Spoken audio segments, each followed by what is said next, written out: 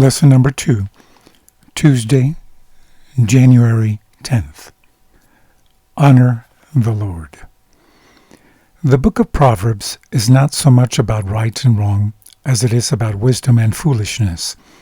As one reads through the book, one will see the benefits of wisdom and the pitfalls of foolishness.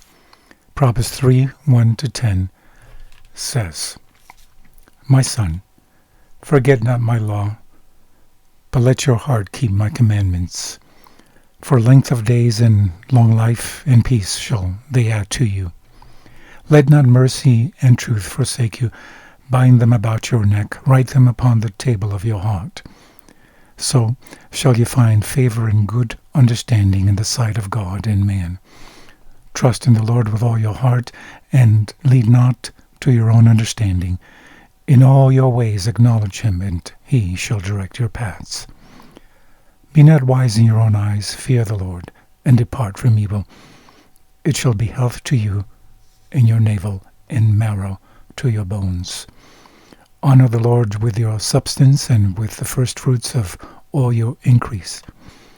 So shall your barns be filled with plenty, and your presses shall burst out with new wine.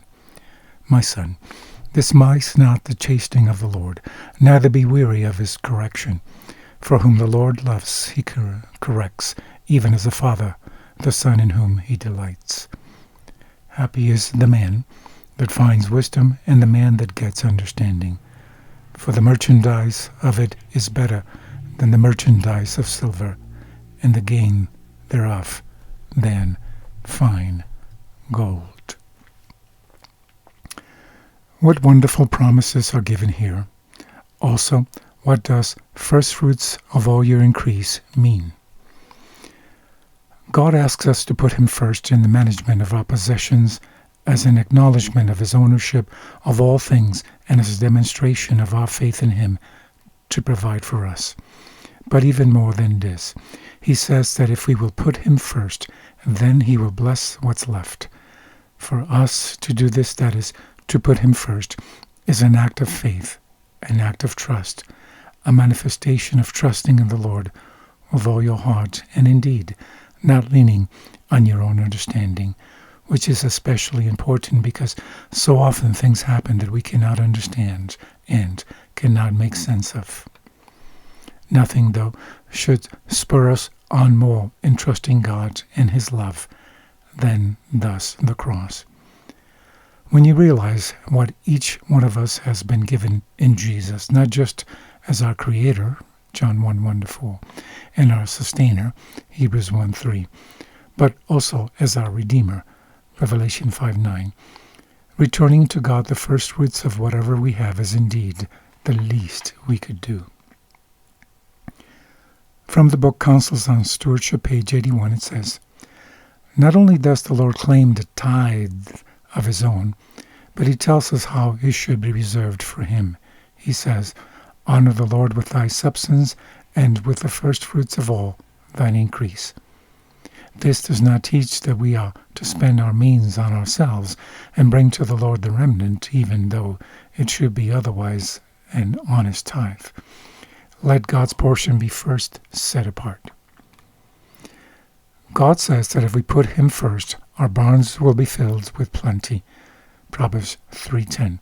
Yet this is not going to happen by miracle. That is, you are not going to wake up one day and find your barns and vasts suddenly full.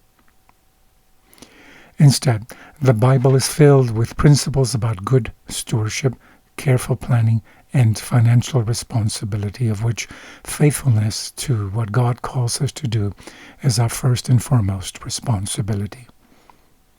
How, though, do we learn to trust God in his promises during hard financial times when, even while we are seeking to be faithful, the barns and vats are not full?